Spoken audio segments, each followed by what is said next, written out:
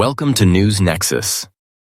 Today, we uncover one of the most overlooked yet dangerous financial threats quietly unfolding across America: the hidden crisis of unfunded state pension liabilities. It's a slow-moving disaster, one that's been building for decades, buried deep inside state budgets, out of public view. But it's now threatening to shake the very foundations of state economies across the United States.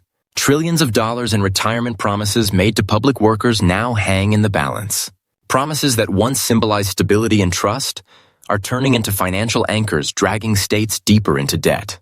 This isn't just about numbers on a spreadsheet. It's about people, teachers, firefighters, police officers, public employees, and the millions of taxpayers who will ultimately foot the bill. In this special report, we'll explore how America got here, which states are in the deepest trouble, and what this looming financial storm could mean for every citizen, whether you work in the public or private sector. So let's begin. To understand today's pension peril, we have to go back several decades, to a time when government jobs were built on trust and long-term security. Back then, public employees were promised a golden guarantee: work for the state, dedicate your life to service, and retire with a stable, lifelong income. These were known as defined benefit pensions. They promised a fixed payout in retirement, no matter how markets performed, no matter what the economy did. It was an attractive deal, and for a while, it worked beautifully. As long as states contributed regularly and investment returns stayed strong, the system seemed bulletproof. But over time, cracks began to show. Starting in the 1990s and early 2000s, many states quietly began to skip their required pension contributions. They used that money to plug budget gaps, fund new projects, or offer short-term tax breaks. Politicians found it easier to make promises than to pay for them. After all, the costs wouldn't come due for decades. Then came the 2008 financial crisis, and everything changed. Markets crashed. Pension funds lost hundreds of billions of dollars. Many never fully recovered. Today, the total unfunded state pension liability is estimated at more than $1.2 trillion. But some experts warn the real number could be closer to $4 trillion when you account for more realistic market expectations. $4 trillion. That's more than the entire annual budget of the U.S. government. Let's take a closer look at the states most affected. At the top of the list is Illinois, the epicenter of America's pension crisis. Illinois owes more than $140 billion in pension debt. The system is only around 45% funded, meaning it has less than half the money it needs to meet future obligations. That works out to about $11,000 in pension debt for every man, woman, and child in the state. Decades of political mismanagement, skipped payments, and inflated promises have created a fiscal hole so deep. Even repeated tax hikes haven't filled it. Then there's New Jersey, another state buried under pension debt. Despite having some of the highest property taxes in the nation, its pension system remains only about 60% funded. For years, state leaders diverted money away from pension funds to cover other expenses, hoping the markets would somehow save them.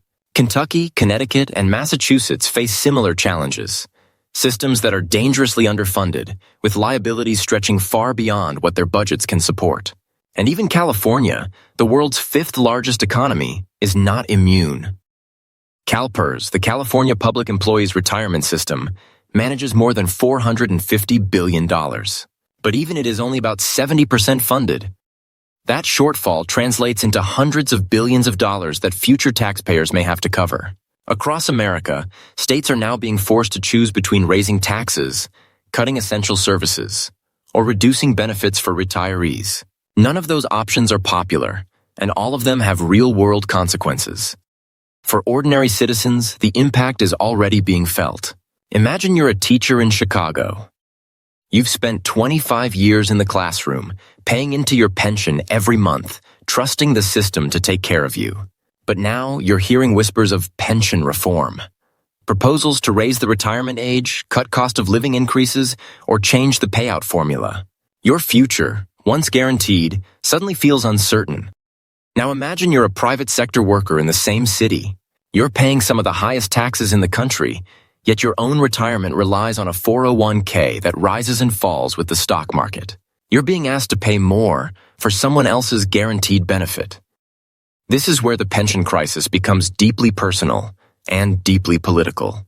Public employees feel betrayed, taxpayers feel exploited, And politicians, caught between the two, keep looking for short-term fixes instead of long-term solutions. If you think this can't lead to disaster, just look back at Detroit. In 2013, Detroit became the largest city in U.S. history to file for bankruptcy. One of the main reasons? Pension debt. Detroit owed more than $3.5 billion in unfunded pension and retiree health care obligations. When the city collapsed, retirees took devastating cuts, some losing up to 20% of their benefits. The city's experience stands as a stark warning to every state in America. When pension obligations grow faster than revenues, financial collapse isn't just possible, it's inevitable. Other cities like Stockton, California, and Central Falls, Rhode Island, have faced similar fates. The lesson is clear. Promises are only as good as the money behind them. Three powerful forces are driving today's pension crisis: demographics, investment performance, and political inaction. First, demographics. America's workforce is aging fast. Millions of baby boomers are retiring, drawing benefits from systems that fewer active workers are paying into. In many states, the ratio of active workers to retirees has dropped below 1.5 to 1. That's simply unsustainable. Second, investment performance. Most pension systems assume they'll earn about 7% annual returns. But in a volatile economy, with slower growth, inflation, and market uncertainty, that target is becoming harder to hit. Every year, pension funds miss their goals. The funding gap grows wider. And third, politics. Elected officials have little incentive to solve long-term problems. It's easier to promise benefits now and leave the consequences to future administrations. In other words, the pension crisis isn't just financial, it's political. The ripple effects reach far beyond pensions. States buried in pension debt often face lower credit ratings. That means higher borrowing costs and less money for everything else, from schools to infrastructure. Businesses, too, take notice. When taxes rise to fund pensions, investment dries up. Companies relocate to states with healthier budgets and lower costs. In Illinois, for example, population decline has become a serious issue, with many families and businesses moving to neighboring states for relief.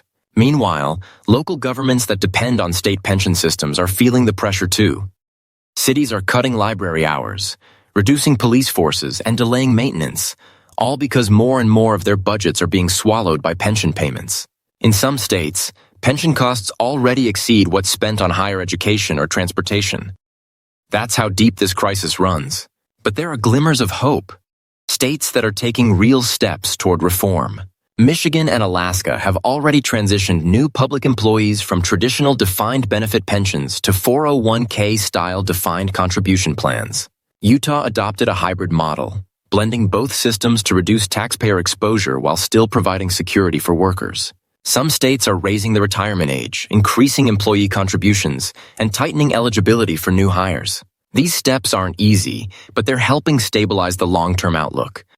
However, none of this solves the massive debt that's already been built up. That mountain of unfunded liability still looms large, and it's growing every year. Some have floated the idea of a federal bailout, but that's controversial and risky.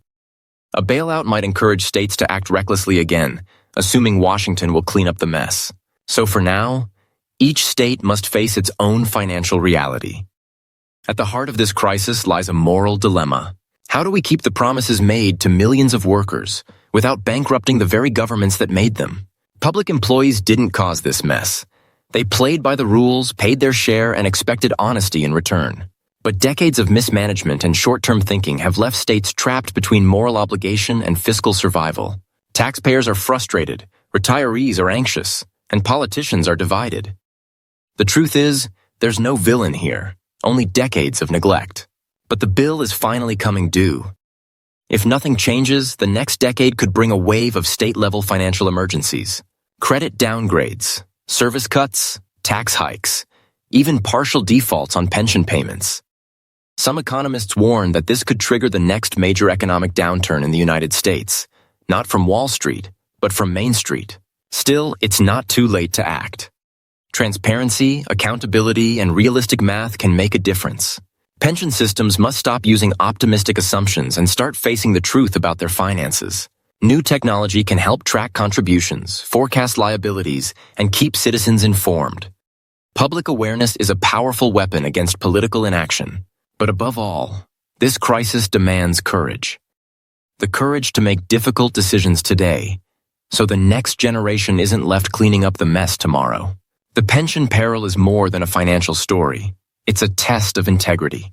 It asks whether we as a nation can keep our promises and face uncomfortable truths before it's too late.